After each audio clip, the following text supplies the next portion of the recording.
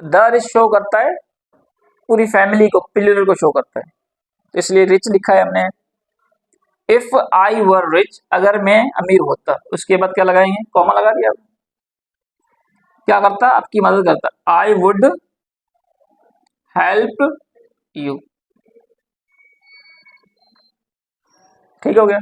देखो यहाँ पे वुड लगाना है वर्क के साथ ही, तो हो सकता है इसको फिल इन द ब्लैंक्स दे दे, या इसको, दोनों को नहीं देंगे, क्योंकि एक को देंगे तभी पता चलेगा कि दूसरा कौन सा आएगा। अगर दोनों दे देंगे तो फिर किसी भी आप कंडीशन में लिख सकते हो।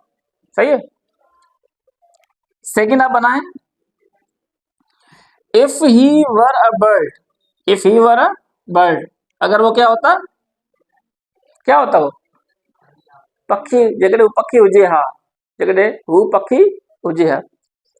If he were a bird, what he will do, he would fly in the sky like bird. In this impossible situation है, ये भी इम्पॉसिबल है ना, कि अगर वो क्या होता,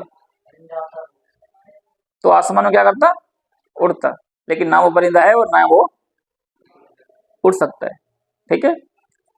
अच्छा, इसको प्रेजेंट में भी आ सकता है, ये तो हमने पास्ट में लिखना, अगर होता, मैं अगर कहूं कि अगर मौसम अच्छा होगा या अगर रोशनी होगी, इसे बोल सकता हूं, तो हम शहर को जाएंगे फॉर एग्जाम्पल, या if we will go for picnic, तो हम लिखेंगे if it is, sorry it को आई छोटा लिखें, इट इज सनी। अब देखिए एक बात याद रखें कि जब भी मौसम की बात आएगी, वेदर की बात आएगी, क्या यूज करेंगे आप, एक डमी प्रोनाउन यूज करेंगे जिसको आप कहेंगे इट।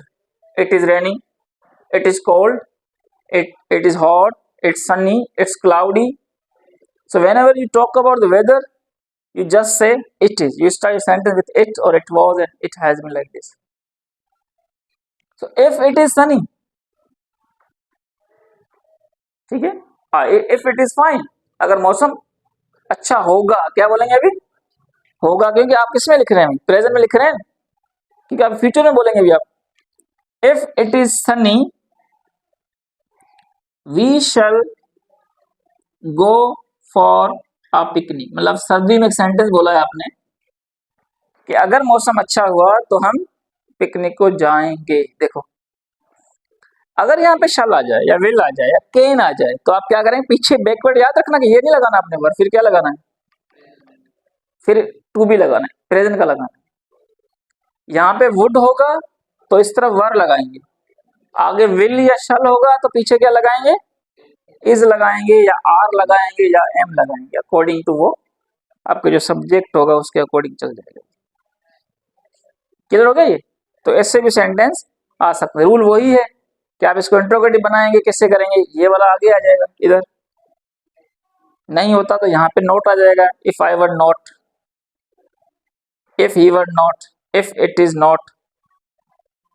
ठीक है।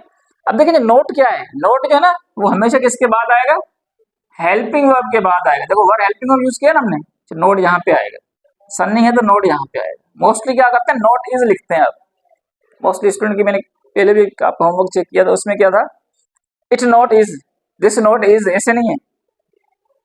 टू बी वर्ब हो या दूसरे कितने जितने भी हेल्पिंग वर्ब है ना, वो कहाँ पे आएंगे, वो नोट से पहले आएंगे। शुड नोट आता है या नॉट शुड आता है, कैन नोट आता है या नॉट कैन आता है, तो हेल्पिंग वर्ब पहले आएगा, नोट बाद में आएगा, तो इसको भी आप याद रखें।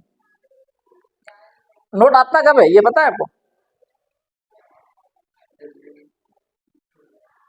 क्या, हाँ नेगेटिव में बोल रहे हैं, उसको हम डिस्कस करेंगे, नो और नॉट में क्या फर्क है, वो आगे किसी क्लास में करेंगे। यहाँ पर क्लियर हो गया। अब ये लिख लें आप, दोबारा इसको रेस करते हैं और आगे दोबारा दूसरा लिखते हैं। तो कौन सी टाइप आ गई, अब हमारे पास आ गई थर्ड कंडीशनल। थर्ड कंडीशनल, अब थर्ड कंडीशनल और सेकंड कंडीशनल की ट्रांसलेशन जो है ना वो एक जैसी, इसमें सिर्फ फर्क इसका सेंस का फर्क है। ये हाइपोथेटिकल इम्पॉसिबल सिचुएशन में लिखा है, यहां पर हम लिख देंगे हाइपोथेटिकल सिचुएशन।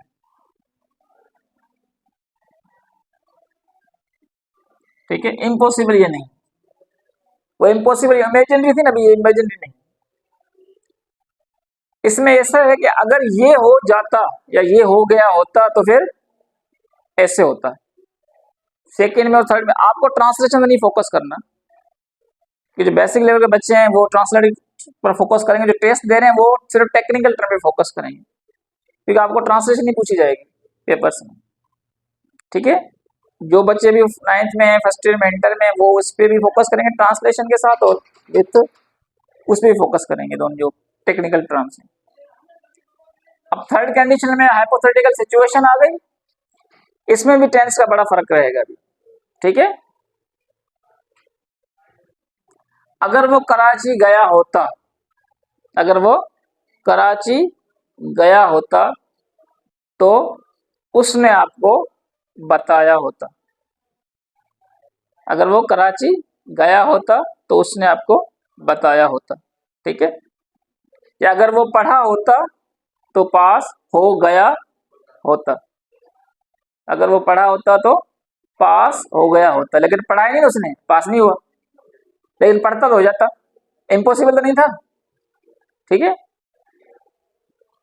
उसमें क्या था, अगर वो पढ़ता तो पास हो जाता। अब इसमें अगर उसने पढ़ा होता तो पास हो गया होता, ऐसे हो गया। ठीक है, अब इसका जो आपका मेन क्लॉज किसमें आप लिखेंगे, इसको आप लिखेंगे पास्ट परफेक्ट में लिखेंगे। किसमें लिखेंगे, past perfect. Past perfect you know third form, head plus third form. Past perfect का मतलब क्या है, आपके पास हेड और थर्ड फॉर्म, जो इसमें मेन चीज है। इफ वाली साइड पे हेड और थर्ड फॉर्म लिखेंगे आप। उसके बाद क्या करेंगे, कॉमा लगाएंगे, लिखेंगे यहाँ भी आप वुड, लेकिन वुड के बाद थर्ड फॉर्म आएगी, इसका मतलब कुछ और भी साथ आएगा। जैसे शुड लिखते हैं तो शुड के साथ आप लिखते हैं फर्स्ट फॉर्म, लेकिन जब शुड हैव लिखते हैं तो फिर क्या आएगा, थर्ड फॉर्म। ठीक है, तो यहां पर हो जाएगा वुड हैव प्लस, या आप लिखेंगे कुड हैव, या फिर बाद में प्लस में क्या लिखेंगे, थर्ड फॉर्म।